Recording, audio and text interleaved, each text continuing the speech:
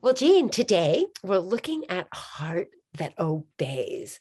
I would love to hear what the Lord has been placing on your heart as you've been thinking about this aspect of having a heart Mhm. for discipling women.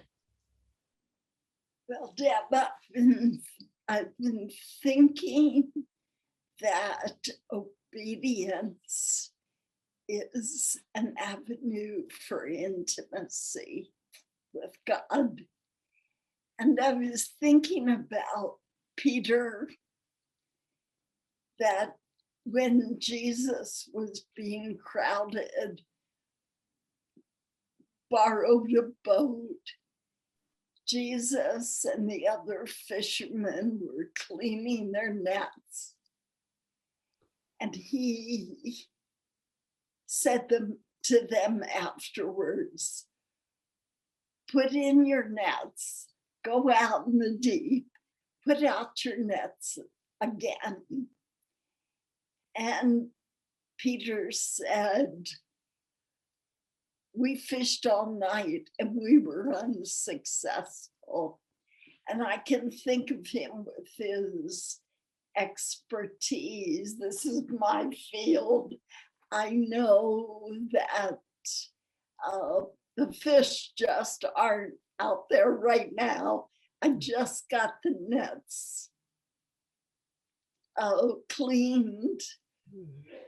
But since you say so, because you ask, because you're the one asking me, we'll go out again.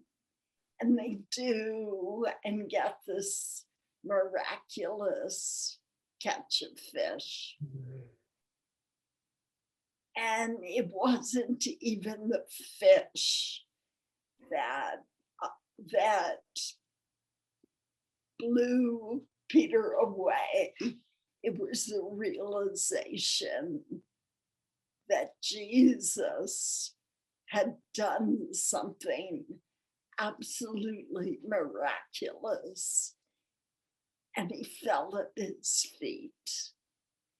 And I think that often our obedience, where we have to give up what seems logical, what uh, is where we feel competent and that we have an expertise, and what Jesus asks goes against all that and common sense.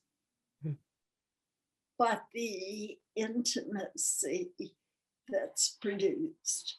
And in John 14, he says that if we keep his commandments, one of the fruits is that he will make himself known to us, will manifest himself to us, and that we will come, the Godhead will come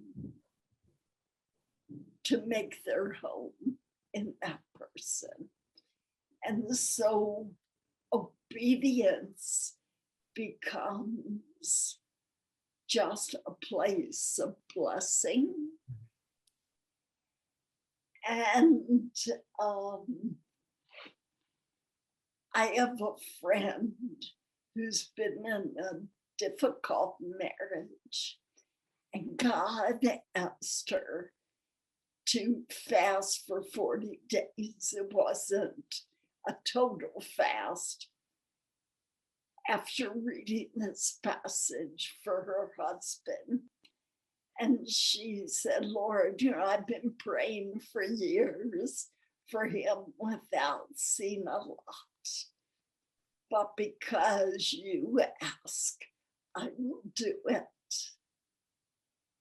And I think there is an intimacy when we obey God, regardless of what we're seeing, that's really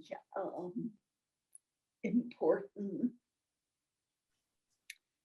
And Jesus in Mark 3:35, when they say your mother and your brothers are here, and he says that those who obey, who do his will, are his mothers and brothers. And you think of family intimacy, where for 30 some years he was in that household, but where he gives an intimacy to those who have done his will.